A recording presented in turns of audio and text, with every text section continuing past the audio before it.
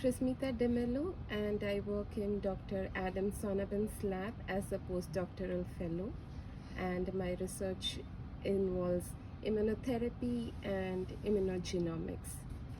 My project is focused on understanding the kinases which are tumor intrinsic and how they influence response to immunotherapies, or basically recognition to CD8 T cells.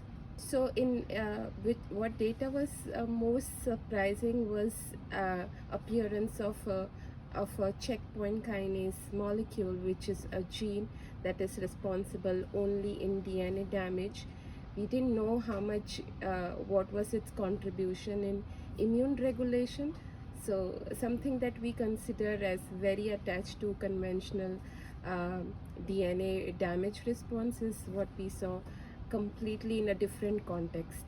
So the greatest challenge was to do an in vivo CRISPR screen. We were used to doing in vitro CRISPR screen, but going in vivo and then doing dynamics that are not very under your control and to a very large scale was something which was difficult. Our approach was an unbiased approach, so we wanted to CRISPR out all the genes in the genome and then go with which gene is selected. So we used guides for all the genes in the genome, then transduce this guides. Transduction means you introduce this guides via virus in the cells that you want to use, and then you use a test.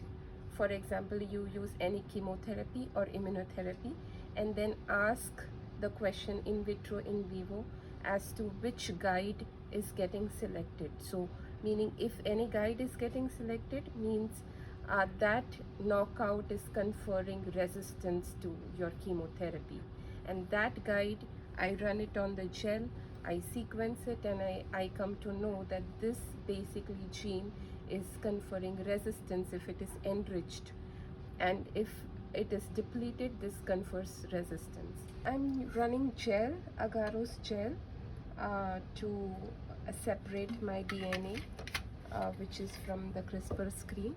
So once we isolate DNA, we give this DNA for sequencing.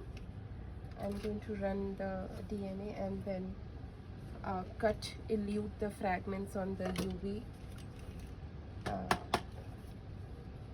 So this will take about 1 hour to run, and once it is run, we take the gel to the UV illuminator and cut exactly the DNA pieces, extract it, and then we give for sequencing. For the second time in our in vivo screen, we started with kinome screen because kinomes or kinases have this single molecule. They are very druggable, and their drugs are also BBB, blood-brain barrier permeable. So we actually use those kind of libraries so that we can ultimately use a drug. So we found a candidate which is checkpoint kinase 2, and luckily there is a drug which is pre-clinical trial grade that is available, and we've tested it and we found promising results.